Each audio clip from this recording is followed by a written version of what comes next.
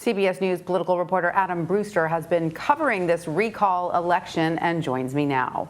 Hi, Adam. So along with President Biden, other prominent Democrats have campaigned for or appeared in ads for the governor. This includes former President Obama, Vice President Harris, and Senators Elizabeth Warren and Bernie Sanders. What does this tell us about the stakes of this race for Democrats?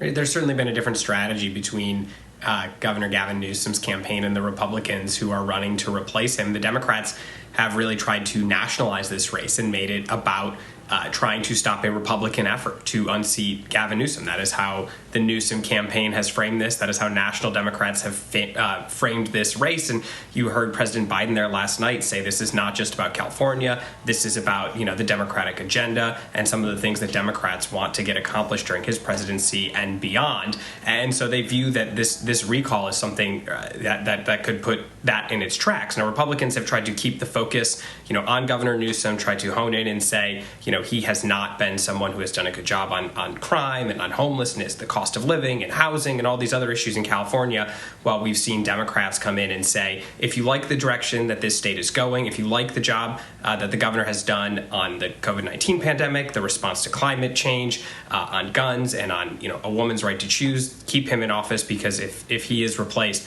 this state will take a dramatic right turn. That's, we heard that from the president last night, and we've heard that from some of the top Democrats who have spoken up in support of Governor Newsom. Adam, as we know, Republican Larry Elder has emerged as a frontrunner to replace Governor Newsom if the voters decide to recall. What is it about him that seems to have resonated with so many voters?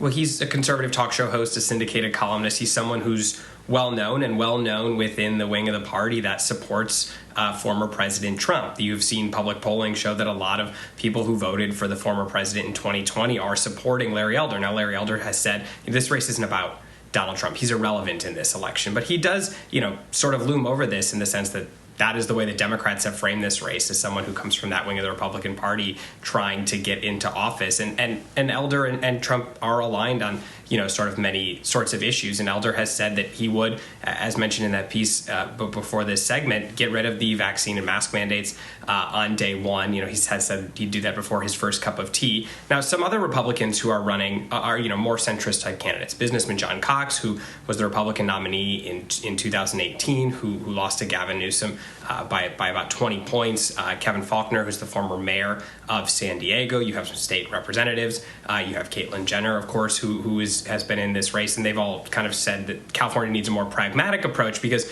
Larry Elder has led in the polls, and, California is a heavily Democratic state, but there are a lot of people there. So even though the former president did not do well in California, there are still a lot of people there by nature of the size of California who like him, and they have kind of coalesced around Larry Elder, and that has sort of given him a leg up over any one other candidate running to replace Governor Newsom. And of course, Governor Newsom is touting his response to the pandemic as one of the main reasons to keep him in office. At the same time, his opponents argue those very actions are why he needs to be replaced. Explain how both sides are using COVID-19 as a sort of touchstone in this race.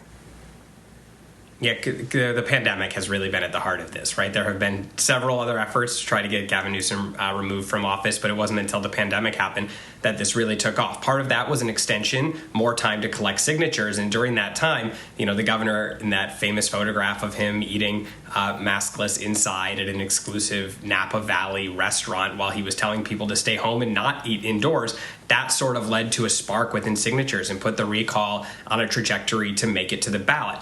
Now, as things started to get better over the summer, you heard the governor's campaign start to say, and Democrats say, we're going to be able to say that this pandemic is behind us. Well, as the Delta variant has come back and sort of kept the pandemic front and center, the governor has been very vocal about the fact that he believes that his policies and his actions have helped California get through this better than other states, and has told people, my opponents want to take us on a very different trajectory. So if you like what California has been doing, then you should keep me in office. That's been the argument from Governor Newsom. His opponents, though, have said, if you don't like the shutdowns, if you don't like the impact on the economy, if you don't like the impact on businesses, let's take this in a different direction. And they have tried to use that to motivate their bases and say that they've received supports from, some independents and some Democrats who have not been happy with sort of those actions that Governor Newsom has taken. But COVID has really been at the heart of this for both the pro and anti-recall campaigns.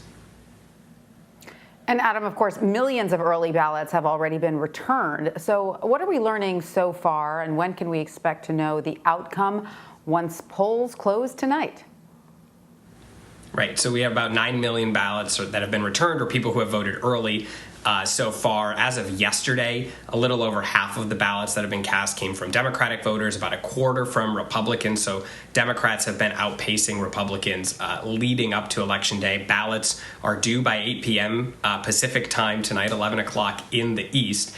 So it'll take a little time after polls close before we start to get a picture. As far as the timing, California is able to process absentee ballots ahead of time. Many ballots will be cast through the mail and through absentee ballots. They cannot tabulate those ballots, though, until the polls close tonight at 8 o'clock Pacific time. So it will really depend on the margins and what those look like. California usually takes a little time to count all of its ballots. There is time after Election Day that ballots can arrive. They have to be in the mail or turned in by the end of the day, but they can arrive several days after Election Day. So it may take a little bit of time. It will just depend on how quickly, how much work was done ahead of Election Day by those counties and what those margins look like in terms of the yes and no vote.